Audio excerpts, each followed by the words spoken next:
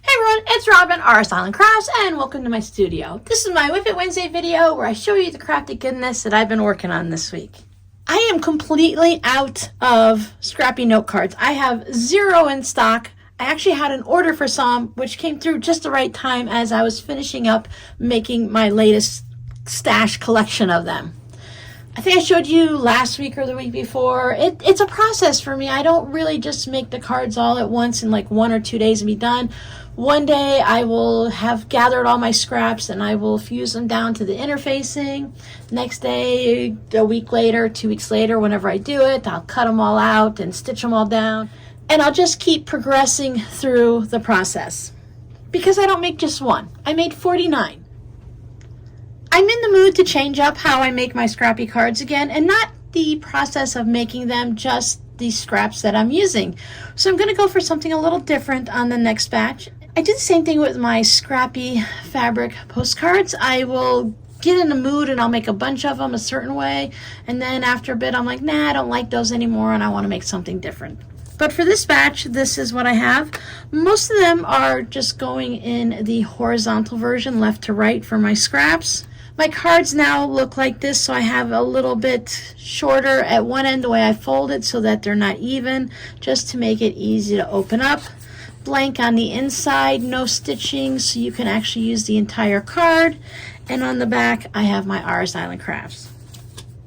Scrapbooking paper for the lining of the envelope. I've asked you guys before, and you much prefer the ones with the lining on it because it adds that extra pop of color and it just makes the envelope a little more exciting. You never know when you open up the envelope what's going to be up there. Now this scrapbooking paper comes this way, but based on needing to put it on here, I don't look to see if it's going in the right direction or anything like that. I just take out my big old paper cutter and I just chop it down. As long as there isn't words or anything on it, I think having it go on the diagonal like that just adds a little bit of a difference to it, and it just makes it a little more fun. So here's another version with not all of the same scraps, with different sizes and stuff. And then what's in that envelope? I actually ran out of double stick tape and I had to wait for an Amazon order to come in. I buy these rolls. Let me show you what I bought. First time I bought them in a variety. There was a bunch of 1/4 inch and 1/2 inch rolls, so it came in a big bundle. So I went through all of the wider bits and the smaller bits. Then I decided, as I've been using it, that I prefer the 1/4 inch rolls, so I bought these. Actually comes with 8. I have the one that I'm currently using in a separate Ziploc baggie just to keep them dust free because of all the lint that we get in our sewing rooms from our fabric and batting, so that nothing dries out or anything like that. I just realized if you look on the inside, you can see the company thing. They must have this and they make giant rolls of it, and then those machines that come through and slice it, then they can slice it off at whatever width they want. I never noticed that before, but that's really interesting. I like to watch those videos, how this was made and stuff like that. I'm not brand loyal to anything. I just search on Amazon for double stick tape that is good for card making. So when I'm sewing for fabric, I use the Light Steam-A-Seam 2. I prefer this brand right now. That could change months from now. But for that, I need to be able to sew through it. Now this, you don't want to sew through it, so this would definitely gum up your sewing machine, but I want something strong enough that's going to hold my envelopes and everything together. As I was going through and cleaning and stuff, getting ready to, get the house all packed up and stuff like that, I found that I had a few of these double-sided tape from Jot. These are Dollar Tree. These are more temporary. I tried them on my cards, and when I put it on here, I could just peel this right off. Now, I like this double-sided tape because it holds it nice. If I were to pull this off, I would tear the paper. It doesn't just pop off. The double-sided tape from the Dollar Tree, that pops off really easy, so if you need something that's temporary, that would be a good use for that. And I also use this tape here to hold my envelope together, and I definitely don't want that coming apart when I mail it. But what I was thinking is I'm going to test it out that maybe I want to use this to seal my envelopes when I go to send out a thank you card or something like that. Then I can seal it and I like to put a sticker down here anyways. Right now I've been adding washi tape. So if you received a thank you card, how you doing card, you know, what's going on card for me, you'll see that I use washi tape to hold it down, and then I put a fun sticker. I pick them up at the Dollar Tree, just something to add another little bit of something on it. If I found the nice flat stickers that had flamingos on it, that would be great, but I haven't seen any of those. All the flamingo stickers tend to be like 3D and stuff. Sometimes you get those clear ones and everything. That doesn't quite work on the envelopes. But I thought I'm going to test this out on some scrap and see if it'll hold it while it's going through the mail, and then also if it's going to be easy for the recipient to open it. Otherwise, I'm not sure what I'm going to use that tape for. I'll find a way to use it up, but I want to see if this might work. So if you're interested in purchasing any cards, again, and just about anything I show here is going to end up in the Etsy shop, because I use these for myself, yes, but I also want to have them available in case someone else wants to purchase them. I do have some in there for the holiday seasons. I believe I made some last year for like the autumn, Halloween, and Christmas. I don't remember what's left in the shop, but I know there's 2 of them left. I think Christmas might be the one that sold out. And for the holiday ones, I make those with just one solid piece of fabric on here, so it's not scrappy. The scrappy ones are mostly just to have fun with and to be able to send thank you cards. I like to store my cards in this little Dollar Tree container. 50 of them and then some fit in there nicely, and then I can just stack them together.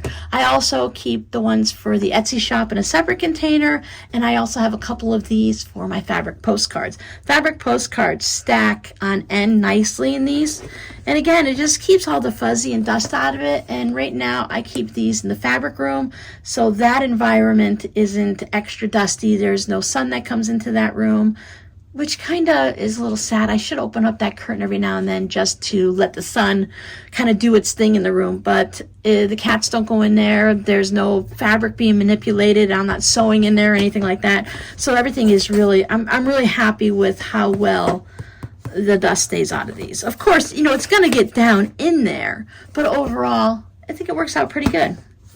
Plus, I just like the way that these aren't snap-on lids. They're just something easy. So when I'm going to get something out of it, I don't have to take the lid off, find what I want, put the lid back on. That sometimes just annoys me. I know, too much information, but some of you never know, you might be interested in knowing these things. In making these videos, I've learned over time that sometimes I just say random things and it becomes something helpful for people. So I just like to throw random things out. A little early in the video, but I wanted to show you guys what someone sent me. Now, I received these mechanical pencils. These are Riley Blake designs, so I'm going to guess they probably came from one of those subscription boxes, or maybe you can just buy them on the website. I don't know. But this is a very lightweight pen. I am used to using like the plasticky Bic pens and stuff. I have a pack of Casemates that I probably got from Dollar Tree or Office Max or something like that when the kids were in school. And it's okay, and it's not like heavy or anything, but it's just a mechanical pencil. But these, they have a very lightweight feel because it looks like a pen, but it's not. I love the aqua color. I am so hooked on aqua lately, let me tell you. I've just really gone a little crazy on aqua. But I love it, and it's got the nice thin lead in it. I don't know what the point lead is that comes with it, but it's a really nice, narrow, thin one, probably a 0.5. It has the little secret hidden eraser that I'll probably never use. I keep an eraser on the table. I love these erasers. I picked this up, who knows, it's a Pentel, so maybe I picked it up at Office Max or even possibly Dollar Tree, but it's the kind that click up. I like to keep this at the table so that I will use this one in a pinch, but a lot of times with these cheaper mechanical pencils, you don't erase, you just kind of get these smudgy marks. So this one does a really good job of erasing. So I wanted to say thank you for this, and I wanted to give a little bit of a public service announcement here. Whenever I receive a package from you guys, just in general, I always get on as soon as I can with an email if I have one for you, and I tell you the package arrived and thank you so much, and I thank you for what's in it. And I usually say something like, you know, if there's 5 things in it, I might say thank you for 1 or 2 things. I always hold back something so that when I send you a thank you card, I can always write in the thank you card, you know, thank you especially for this. And one of the things I do is I leave the envelope on the table so that I remind myself, or the box in the room or whatever, so I need to send a thank you note. And I like to do it the very day, if not the next day, so I don't forget. And you want to receive a thank you note right away. You don't want to receive it a month later, right? And I know many of you guys say an email's enough, but I like to be able to send a thank you note. But one of the things I do is I leave the envelope on the table. And before I throw away the envelope, I write the address down in my little YouTube subscriber address book. So in case I want to send something later on to you guys, I have your address. But I always take the envelope. I don't have one here with me. Let me just use this blank envelope that I have for mailing Etsy orders. I always take the envelope and I fold it and I fold it and I run my hand around just to make sure it's flat and there's nothing left in it. And I'm giving you this reminder because inside with these pencils, I thought it was just pencils in the envelope, but there was one of the, what do they call these? It's one of those crosses that you can keep in your pocket and you can rub your hand on it and you can feel the cross inside of it. So you can use it like a worry stone. You can use it as a little prayer thing, as just thinking about something or whatever. Let's see, a pocket prayer quilt. This pocket prayer quilt was made especially for you to slip into your pocket. Throughout the day, when your fingers touch the cross on the quilt, be mindful of God's love and grace for you.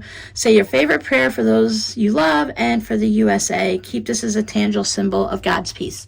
Now, whether you want to pray and whether God is what you pray to and stuff like that, I think having something like this is really nice. What I like about this one is they have the ones where the cross is on the inside and it's like a little pillow and you can feel it. So I really like this one on the outside, and it's just one of those fun scrappy little square in a square. It's got the star button on the back with the USA fabric. It's got my favorite batiks in there. So this is really nice. And if you receive one of these, let's say this isn't quite your thing. When it's made like this, you can always just cut the threads and take the cross off. And then you can still use this because someone made it for you. So instead of just tossing it or sending it to Goodwill or something, you can still use this in a way that works for you by the intent that the person that sent it to you. They want you to have it. They want a little something handmade that they make, and they want you to be able to use it. So let's say, you know, the cross, this is a beautiful cross, by the way. So let's say, you know, the cross isn't quite for you. You can put your own symbol on here, remove this one, or you can just keep this in your pocket, take the cross off, and still just use it as like a worry stone that you just keep in your pocket and you rub. By the way, I love the idea of a worry stone. I've heard that if you keep them in your pocket and the more you rub on it, the smoother they get and stuff. And it's just like a whole cool process and everything. But I just wanted to say, always double check your boxes and envelopes. Make sure they're completely empty. I never put my hand inside like this. I worked in a hospital, so I just got into the habit of you never put your hand in somewhere you can't see. So you can open it up or you can just fold it to make sure. Sometimes there's a letter in there that I missed and I can hear it crinkle. There you go. So I just wanted to make sure I said thank you, because I did not mention this at all in my email or my thank you note because I found it afterwards.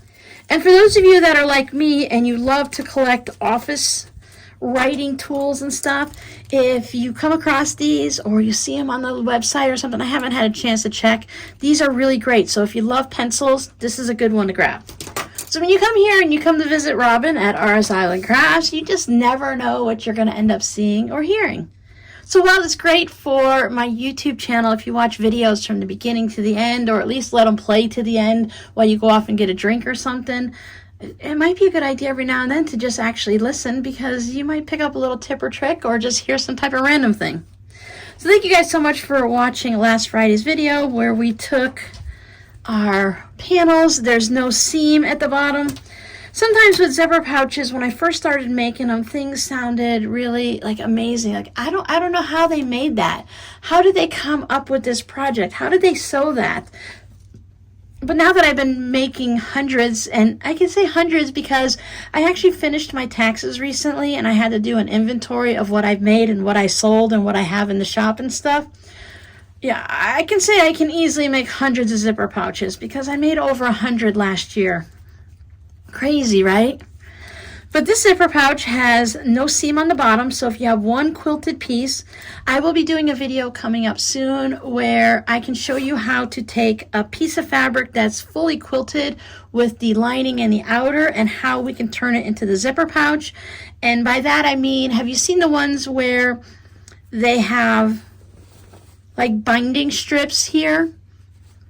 Or some type of covering, fold over elastic, ribbon or something where they cover the seam because the seam is very visible. Instead of just serging it or zigzagging it, they put the binding strip on it. I want to show you guys how to do that so you can go ahead and use some of the fun pre-quilted fabrics that they have. I've come across a few Etsy shops recently where they take quilts that they find in like thrift shops that are damaged and they cut them up and they turn them into different things. So if you have a quilt that you've made for your child when they were young and it's got a big hole in it and it's got patches everywhere and it just can't be used as a quilt, but you still want to honor the quilt and the memories to it, I want to show you how you can take that fabric, turn it into a zipper pouch. We'll cover up the seams. It's really quick and easy. But these two are listed in the shop, more of the aqua type color. I thought this looked really great with the teal and the blues and the purples and pinks on the butterfly. These two fabrics would make a great quilt. Of course, purple and purple will always go well together. So on the first Sunday of the month with my patrons, I work on our block of the month for 2023. This one is May, so we're doing it a month in advance in case anyone wants to turn it into a mini quilt versus an actual full-size quilt with 12 blocks in it. Wait, this one was a little tough for me. This is May's block. It's got the Mayflower. I struggled with it. This is going to be my quilt, so this is my block, so I don't mind if there's a couple oops. And as I'm looking at it right now, once this goes into the quilt and it's quilted, nobody's going to notice that my yellow diagonal lines right here didn't line up perfectly. I do struggle with that when I'm trying to line them up. My blocks aren't perfectly square. I'm going to square these up before I put them in my quilt. And by squaring them up, I mean I'm going to spritz them with water, put a bunch of pins in them, stretch them out to the size that I need, and let them dry that way. Same thing if you're a knitter or crocheter, when you go ahead and block them. I shouldn't say square it up. I'm going to block it so make sure it's all the same sizes. A lot of these projects have a little bit of bias give to them, so I'll be able to get it all stretched out nice. But this was tough. If you look at it, when you follow, this is one strip, and so you have all of these different angles going in all different directions there. So I got it done. I love the way it turned out, and this has been a great lesson. Working with my patrons has, I don't want to say the word forced me to do things, but it's helped me to have a good follow through. If I were making this project on my own, I might have looked at this block and said, forget it, I don't want to do that block. I'll put something else in the mug and I'll just change it up. But because I'm doing it and I'm following through and I have other people making it with me, I want to make sure that I'm doing it as per the pattern. So it's made me have that great follow through. It's not just, oh, well, I don't like the way this is, I'll change it. Nope, we're going to follow the pattern. If you've been here for a while, you know I am terrible at following patterns. I will see something that might work better the way I do it for my style, or I might like something differently, so I'll change it up. But by doing these videos each week with my patrons, I am sticking to the pattern as best as I can. Sometimes I might change a little bit of it, so there are like different ways. You can make 9 patches different ways. You can make half square triangles different ways, quarter square triangles, things like that. You can change things up while still honoring the original design. So that is May, all done with my batik borders. I do like the way this looks. When I'm looking through my phone, it has a nice look. When I'm looking down here right now, all I can see is all of the seams and stuff. But it's going to look really great once it goes into the quilt. I have no idea how I'm going to quilt these. I'm going to have to do an all-over quilt design because each individual coffee mug has its own pattern, and it's just going to, all-over quilt design is going to work better for this. Now, the last project I'm working on is a birthday gift for a friend. She helped me choose the fabric so that she already knows. We discussed what she would want in her tote bag and stuff like that, so I can safely show it. I mentioned, do you want me to show it on WiP It Wednesday? She said it's fine. So here we go. I am working on this hummingbird fabric tote bag. It is such a pretty fabric. It has these different gold outlines in the wings and the flowers and stuff. So here's one panel. Here's the other. Now, if you've been here a while, you've seen my zipper pouches. You know I put zippers in the linings all the time. This was the first time I put a zipper pocket in the outside of a bag. Oh my goodness, it was so nerve-wracking cutting through. I felt okay because I have more of the fabric and I can just make another piece if I needed to. But let me tell you, it is nerve-wracking cutting through your quilted piece that you spent a couple hours quilting. But pocket on the outside is something I've wanted to do. As you can see, I have the aqua type handles on it. This is a Joann Fabrics. It's aqua with a burlap on it. I'd actually purchased this fabric to make a quilt for myself using my salvages, a spiderweb quilt, but I wanted more of a aqua solid, and I guess I was looking more towards a blue or turquoisey aqua versus the greener kind, and it has all the burlap lines on it, and it's a great fabric. It's really pretty. It just wasn't what I wanted, so I'm using it for other project, and it was going to work really great with this tote bag. Again, I used my buddy Google, and I asked if purple and turquoise go together, and they show you all of the different color wheels and the charts and the paint chips and stuff. So I found that it does go together. It's not something I would have chosen, but I love it together. I think it's a great look. It has a nice contrast to it. This part of the lining still needs slip pockets. She wants the kind where you just sew it down and you put the little pockets in. And then this one has a lining with a zipper pocket to it. And I was just, again, thrilled. The zipper doesn't match perfectly, but it works. Oops, sorry guys, bumped into the tripod. But it works really well with this, and I put a really large, a wide, and a very, very deep. It goes all the way down to the center of the earth, because this is where I'm going to turn the tote bag through, so I'll have to close this up. But you can see this is the little cutouts for the box corners, so you can see how far down. It's going to go all the way to the bottom of the tote bag. So I need to finish that up. And if you happen to see this as I'm working on it, you're like, oh, I would love a bag like that. Guess what? Again, I can't make just one. This turned out really pretty, so I thought I just need to make another one. Now, my friend wanted one with a dark bottom to it because she sets her bag down a lot and she doesn't want the bottom to get dirty. But for this one, I chose this fabric instead. Now, I love how this fabric is a little bit lighter than you're looking in. I can see through my phone. Let's see if we can sneak it up. Oh, yep, you see? So it's a little bit of a lighter purple. And I think it's going to go really well with that. And I'm leaning towards, again, putting the aqua fabric in there for the handles and the lining. I might even put a zipper pocket on the outside of this one, too, because I'm quite crazy like that. Now that I've done one, I can do more. So I have two of them. They're all ready to be quilted. I think I'm going to do my diagonal quilting for this one. That one has the crosshatch quilting on it. And that takes us to the end of our show. So we're at the end of the show. What do we need? We need a scrappy word for this video. So I'm going to go ahead and I have it already put into my little calendar. So I'm going to stick with it. And it actually works really well because the scrappy word today is flower. Do you have a favorite flower? Maybe a favorite color? So about 25 years ago, we moved into a rental, and it was a stilt home out on Pine Island, and we loved that home. It had this huge wraparound porch that was really, really wide, so you can actually sit out there even during the heat of the summer because it was all covered and shaded, and we would eat dinner out there and everything. It was an amazing house. But when we moved in, I think probably in like October, November, something like that. So when springtime came around, tulips popped up. Whoever lived there before had planted tulips all along on the outside of the house in a little flower bed. Didn't think anything of it. We never really spent much time putting flowers in anywhere. We used to just have some flower pots in every now and then.